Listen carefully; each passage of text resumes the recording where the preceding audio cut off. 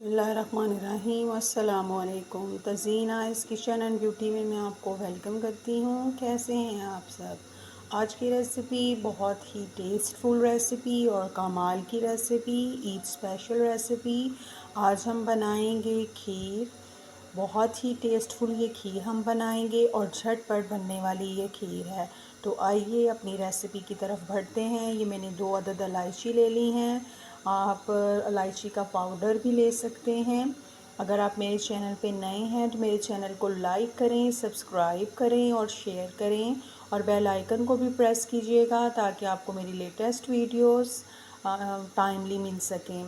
तो आइए अपनी रेसिपी की तरफ बढ़ते हैं। ये मैंने 2 अदद इलायची ले ली हैं, छोटी इलायची हैं ये। और आप जो हैं वो इलायची का पाउडर भी ले सकते हैं।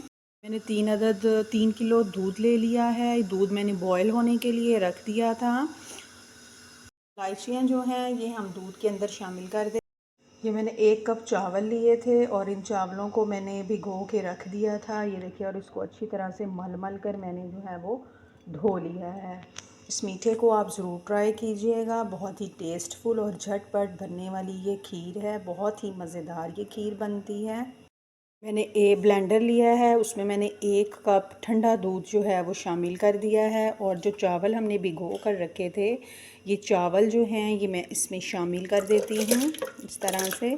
आज हम पेशावर की मशहूर खीर जो है वो बना रहे हैं और बहुत ही जो है यमी सी ये खीर बन जाएगी, बहुत जल्द बन जाएगी।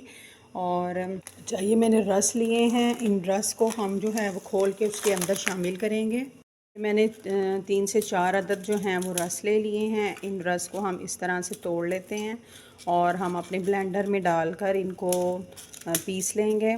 इन रसों से जो है वो बहुत ही अच्छा फ्लेवर आएगा। ये तमाम जो रस हैं ये मैं इसके अंदर शामिल कर देती हूँ। इन रसों से बहुत ही अच्छा फ्लेवर आएगा, थिकनेस आएगी और बहुत ही ज़्यादा जो है वो टेस्टफुल ये खीर जो है वो बनेगी।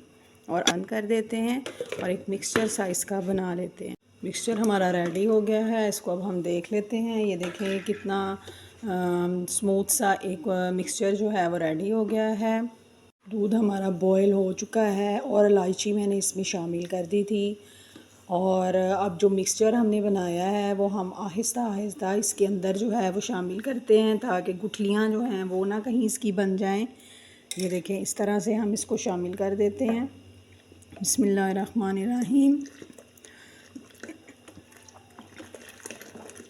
ये सारा मिक्सचर आपने आहिस्ता आहिस्ता इसके अंदर शामिल करते रहना है और याद रखना है आपने कि इसका चम्मच जो है ये आपने मुसलसल चलाते रहना है ताकि गुठलियाँ जो हैं वो ना बन पाएँ। देखें इस तरह से। और अब हम इसको मीडियम टू लो आंच पर जो है वो पकाएंगे। मैंने 1.5 कप जो है वो चीनी ले ली है और आप अपने टेस्ट के मुताबिक जो है वो चीनी ले सकते हैं।